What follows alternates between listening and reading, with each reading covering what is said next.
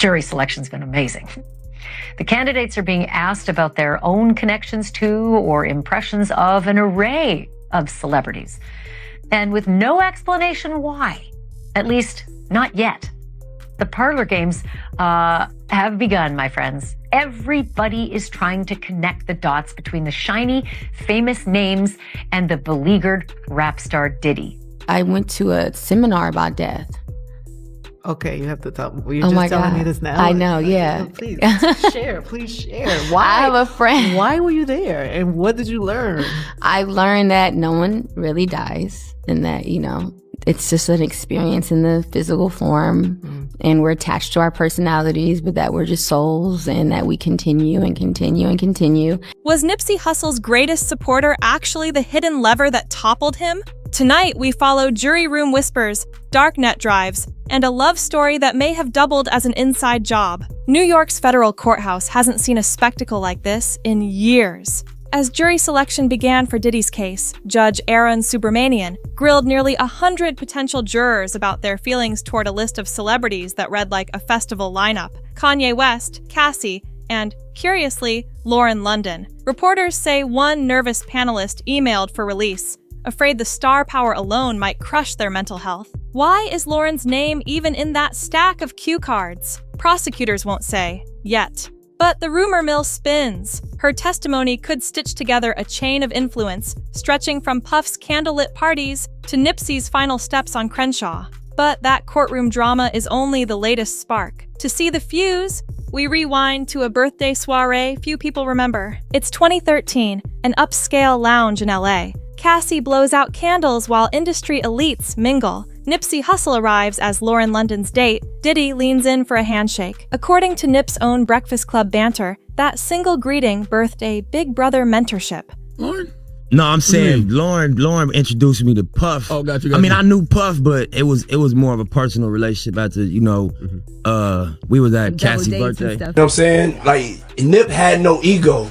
So, you know what I'm saying? Like Nip came to me and said, I want you to mentor me. I want to get into real estate. I want you to teach me all your, like your business secrets. You know what I'm saying? I was like, whenever you got questions, pull up. And then on his last album, people do not know this. Somebody tried to jerk me, but I fixed it.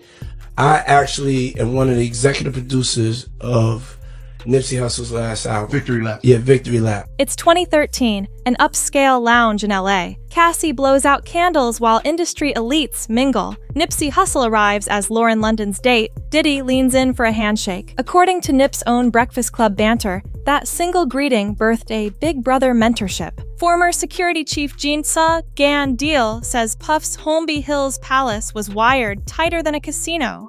In an interview with a Pakistani news outlet, he claimed over 250 miniature recorders hid behind flower vases, smoke detectors, and even hollowed-out art. Insurance, he called them. Silent leverage if any guest stepped out of line. Those people who was caught at Diddy's party did not know that he had 250 tape recorders in that house.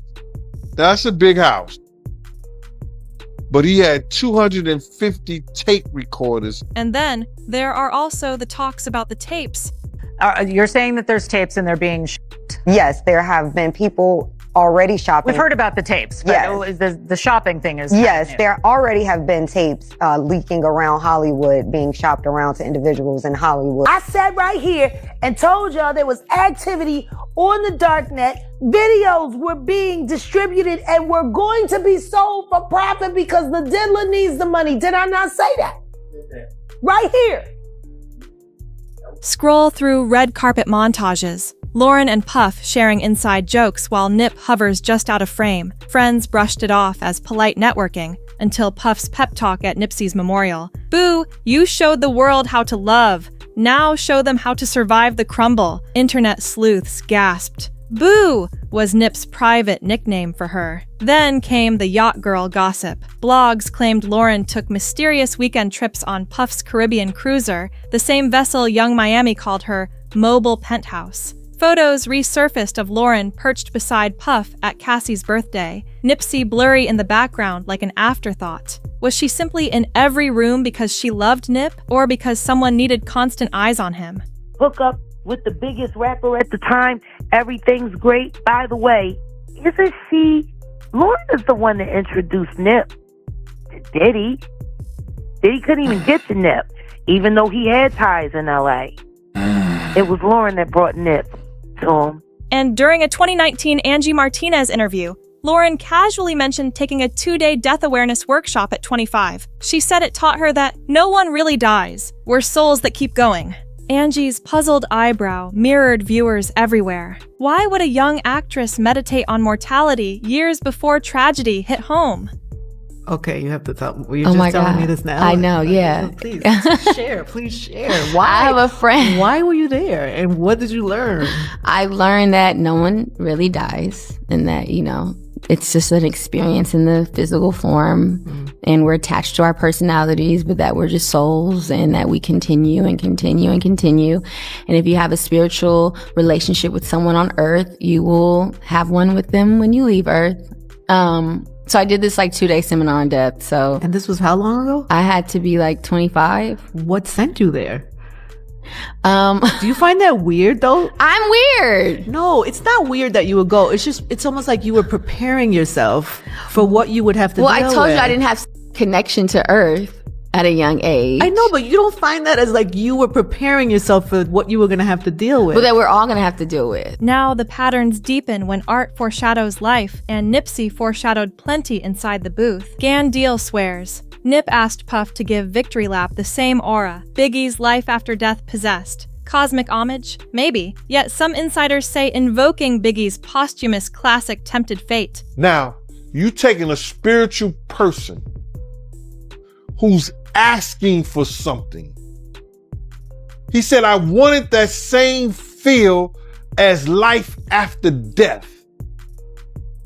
That same feel was that Biggie got and he went on to sell about 10 million albums or 10 million copies. I was saying, you gotta watch what you say to demons, because it just might come true. Studio engineers recall Nip crashing on couches in Puff's guest wing, voice raw, eyes red. By fall 2018, he skipped home sessions in Crenshaw, preferring night-long brainstorms in Holmby Hills. He'd still crack jokes, but friends say they saw fatigue and something else. Pressure. Pressure bursts pipes, or it arranges ambushes in broad daylight. March 31, 2019. Nip steps outside the Marathon store, planning to help a friend just released from prison. Shots ring out. He is unalived before fans' eyes. Officially, Eric Holder pulled the trigger. Streets argue he merely obeyed a call far above his rank.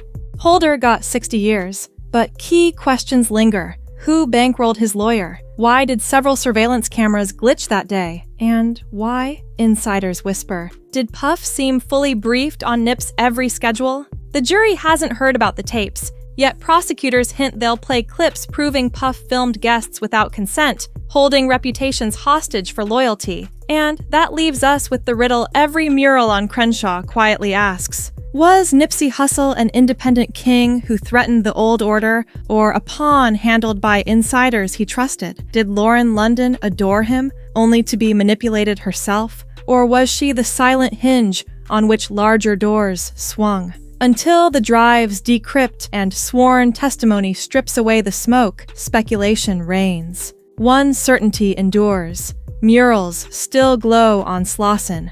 Entrepreneurs still quote, all money in, and the phrase, the marathon continues, echoes like a vow. Yet, behind that vow lurks a cautionary echo. Success without sovereignty invites predators. Drop your thoughts below. Calculated hit or tragic coincidence? And smash subscribe. See you in the next video.